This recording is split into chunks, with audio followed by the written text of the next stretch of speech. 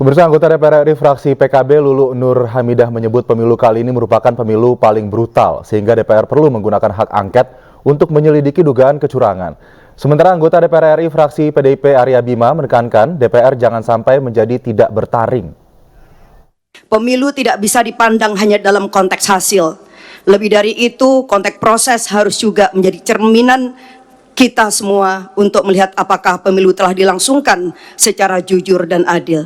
Jika prosesnya penuh dengan intimidasi, apalagi dugaan kecurangan, pelanggaran etika atau politisasi bansos, intervensi kekuasaan, maka tidak bisa dianggap serta-merta pemilu selesai saat pemilu telah berakhir jadwalnya.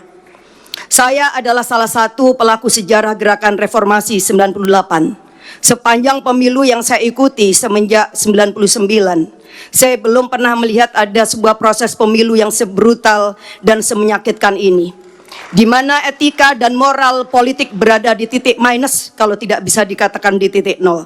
Ketika para akademisi, para budayawan, para profesor, para mahasiswa, bahkan rakyat biasa sudah mulai berteriak tentang sesuatu yang dianggap ada kecurangan, maka saya kira alangkah naifnya kalau lembaga Dewan Perwakilan Rakyat hanya diam saja dan membiarkan seolah-olah tidak terjadi sesuatu.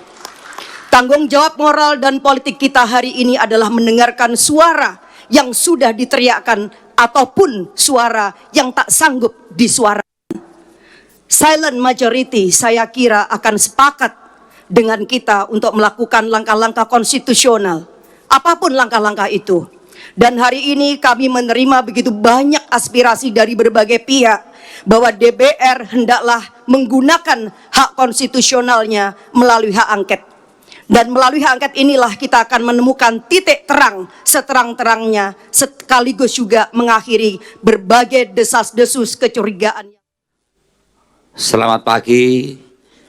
Kita bertemu kembali di sini tentunya dalam keadaan lelah.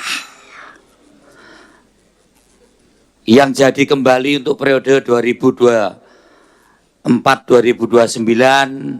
walaupun belum ada final dari perhitungan KPU, tapi tanda-tandanya sudah kelihatan. Saya ucapkan selamat.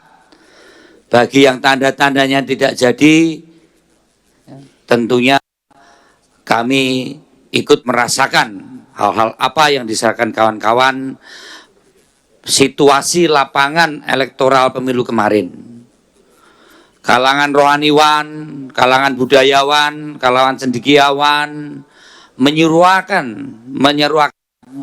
menyerukan hal-hal yang perlu kita cermati betul untuk pemilu, pilkada maupun pemilu ke depan.